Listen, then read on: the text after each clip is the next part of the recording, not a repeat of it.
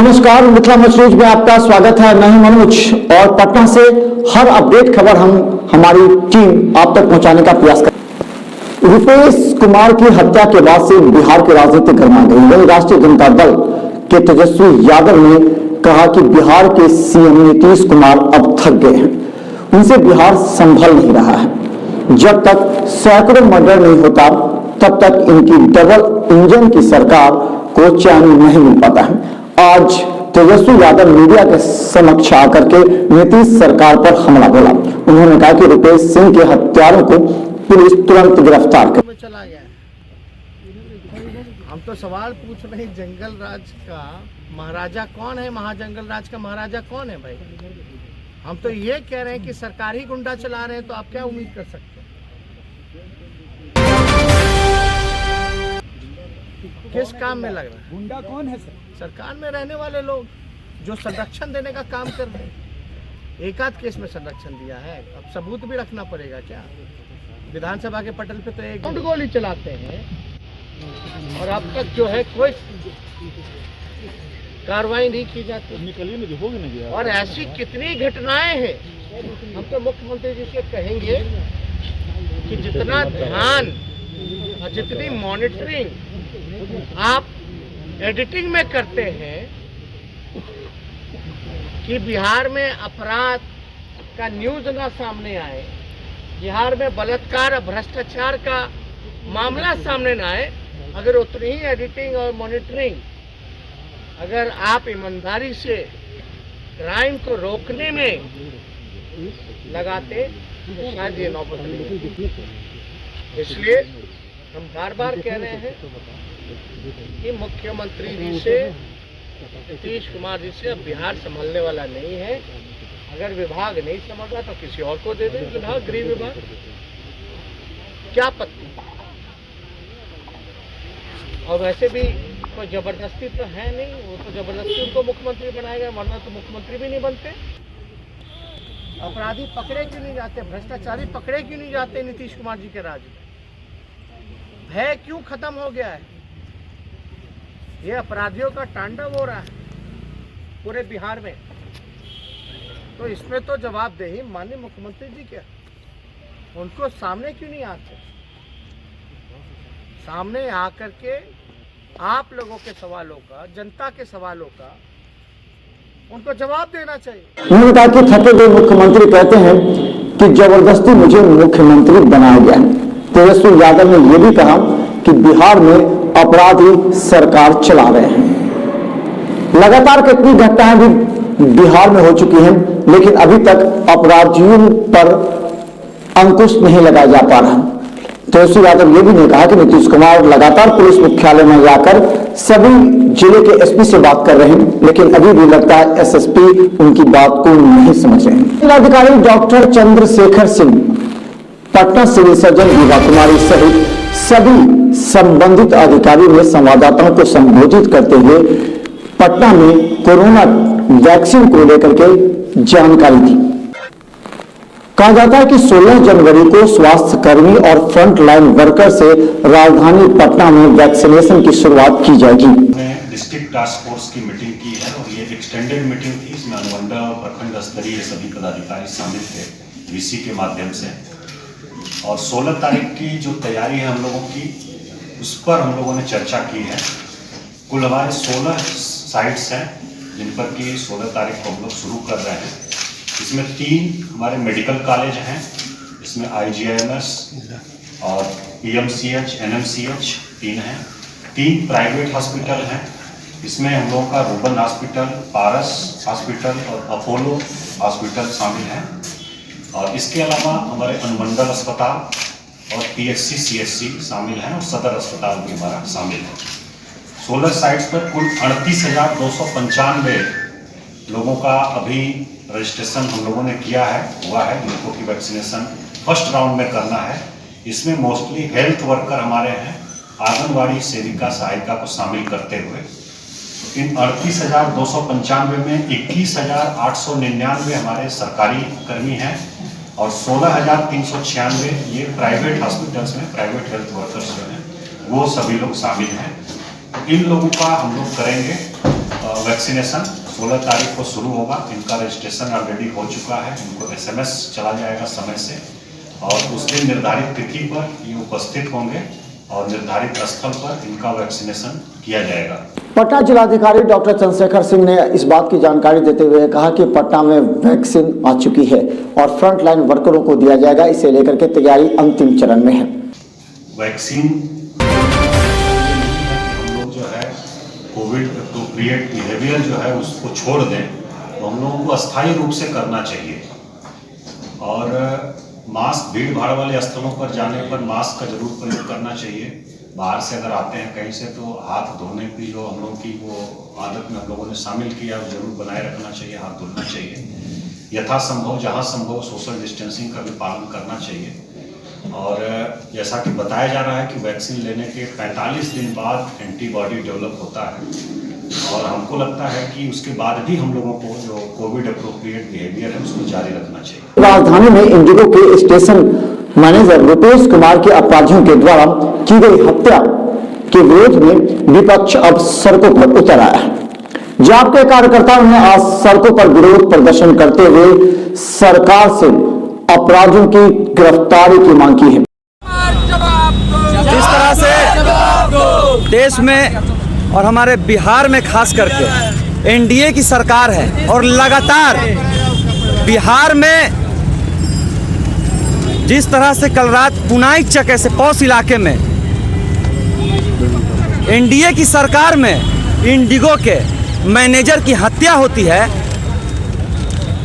और जिस तरह से बिहार की पुलिस और लोकल स्थानीय प्रशासन घटने के कई घंटे बाद वहां पहुंचती है और माननीय मुख्यमंत्री जी का इस पे चुप्पी साधना, इतनी बड़ी घटना के बाद दिन दहाड़े जो घटना हुई उनके घर के नीचे अपराधी बेखौफ हैं। ये डबल इंजन की सरकार से बिहार की सत्ता और बिहार की पुलिस इनके दबाव में नहीं है। इनके कहने पे बिहार में न तो प्रशासन सुन रही है न इनके मंत्री सुन रहे हैं, और अपराधी इसीलिए बेलगाम हो चुके हैं। हमारी स्पष्ट मांग है कि जल्द से जल्द जिन लोगों के पीछे, इतनी बड़ी साजिश के पीछे जिनका हाथ है, उनकी गिरफ्तारी हो, उनको फांसी की सजा दी जाए। और मुख्यमंत्री जी से कहना चाहूँगा, अगर बिहार की गद्दी नहीं संभल रहे हैं तो गद्दी छोड़ दीजिए, आप इस्तीफा दीजिए, वरना जन अधिकार पार्टी, जन अधिकार छात्र परिषद, जन अधिकार युवा परिषद पूरे बिहार में चक्का जाम करेगा। और ये बेखौफ अपराधी जो बेलगाम हो चुके हैं, इनके खिलाफ हम लोग सड़कों पर उतरेंगे और नीतीश कुमार के खिलाफ भी सड़कों पर उतरेंगे। मनीष कुमार छात्र संघ अध्यक्ष, पटना विश्वविद्यालय। बिहार की राजनीति जहां गरमाई हुई है और जहां विपक्ष सरकार पर हमलावर है, वहीं कांग्रेस में अंदरूनी विरोध इतना बढ़ गया है कि पार्टी कार्यालय में ही कुर्सियां चलने लगी। दो गुट अचानक एक दूसरे से भिड़ गए। गौरतलब है कि बिहार राज्य के नए प्रभारी और पूर्व केंद्रीय मंत्री भक्त चरण दास को पार्टी नेताओं के साथ बैठक कर रहे थे। बिहार की कांग्रेस सरकार पूरी तरह अब टूटने के कगार पर है। इस बात का जिक्र लगभग एक माह से चर्चा का विषय बना हुआ है। वहीं कांग्रेस पार्टी के मीटिंग में इस तरह कांग्रेस के नेताओं के द्वारा एक दूसरे पर आरोप प्रत्यारोप के साथ कुर्सी चलाने को लेकर के पार्टी पूरी तरह अब दिग्भ्रमित हो गई है। हालांकि नए प्रभारी भक्त चरण दास सभी को समझाने में लगे, यहां तक कि एमएलसी प्रेमचंद मिश्रा के साथ कई वरीय नेता भी पार्टी के कार्यकर्ताओं को समझाने बुझाने में लगे रहे। लेकिन हालात ये हो गई कि पूरी तरह वहां अफरा तफरी का माहौल कायम हो गया। स्थिति ये हो गई कि कई वरीय अधिकारियों को भी आक्रोश झेलना पड़ा।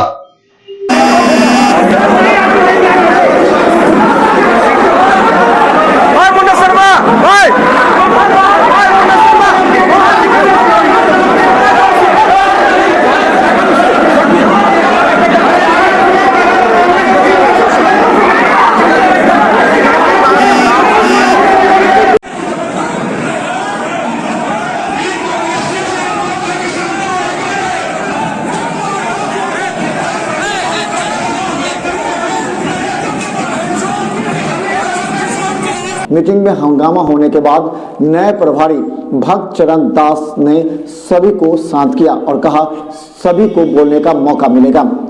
बाद में उनके समझाने के बाद भी कई नेता बाहर निकल गए। मालिकों की एक बैठक में इस बात का निर्णय लिया गया कि 15 जनवरी की मध्यरात्रि से पूरे बिहार में ट्रकों का चक्का जाम रहेगा।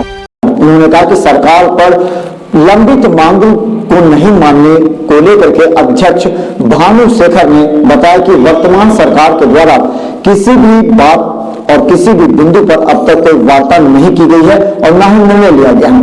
इसे लेकर के काफी आक्रोशित हैं ट्रक मालिक।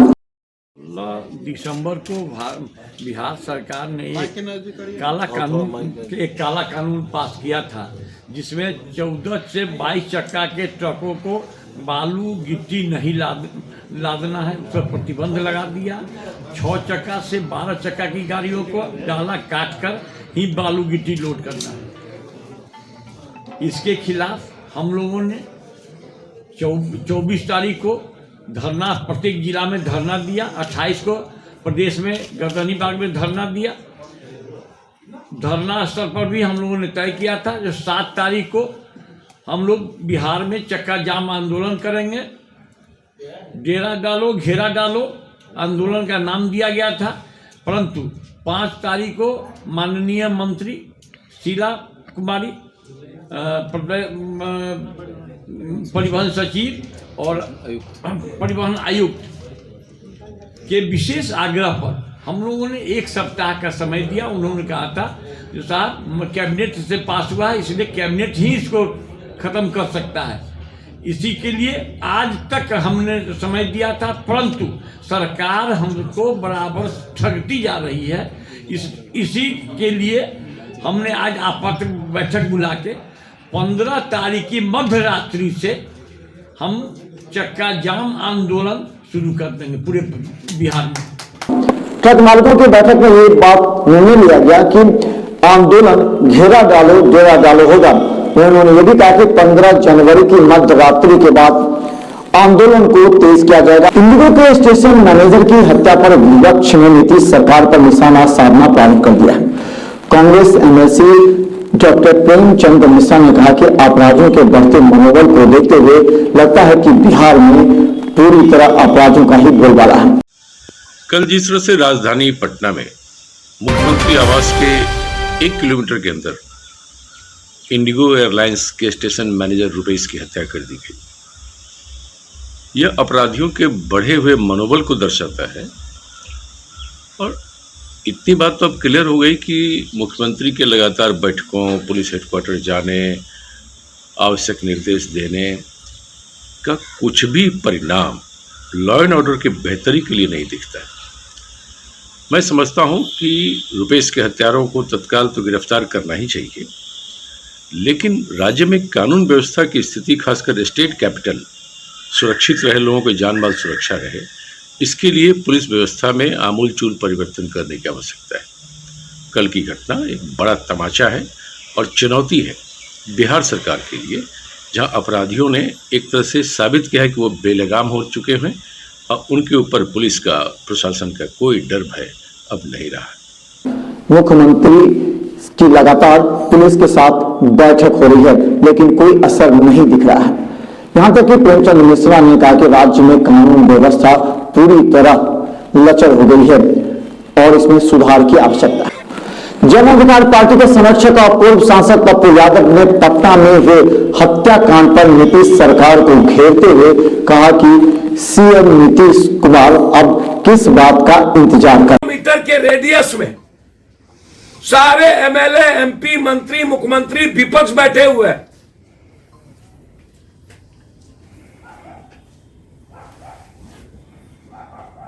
और अपराधी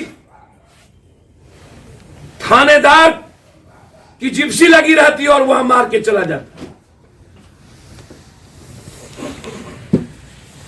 2 चावल व्यवसायी का अभी तक नहीं मिलना और पूरा प्रशासन चुप्पी। आपकी जिम्मेदारी है उसको जिंदा निकालिए या मुर्दा।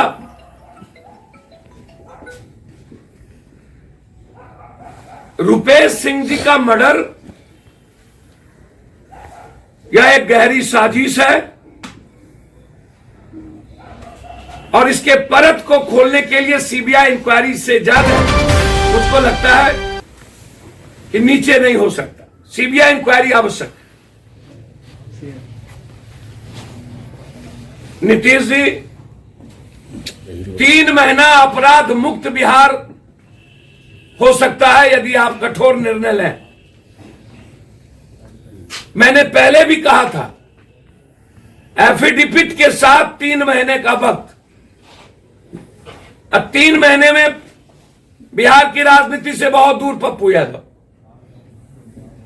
यदि एक अपराधी आपको बिहार में मिल गया, फिर आप हमें बताइए।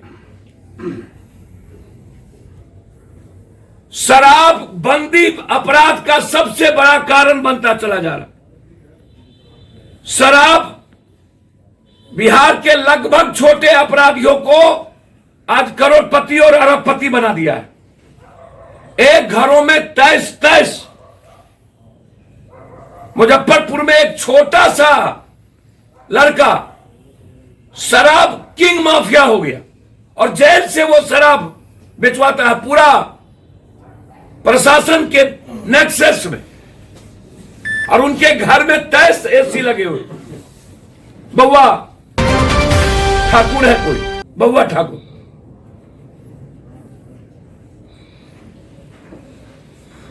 कि बिहार पुलिस को अब फ्री हैंड देने का समय आ गया है और नीतीश सरकार इंतजार किस बात की कर रहे हैं। उन्होंने कहा कि बिहार में अपराधियों का इनकाउंटर करने की आवश्यकता है। पप्पू यादव ने कहा कि रुपेश सिंह की हत्या निश्चित तौर पर उनके तार एयरपोर्ट से लेकर छपरा तक से जुड़े हुए हैं।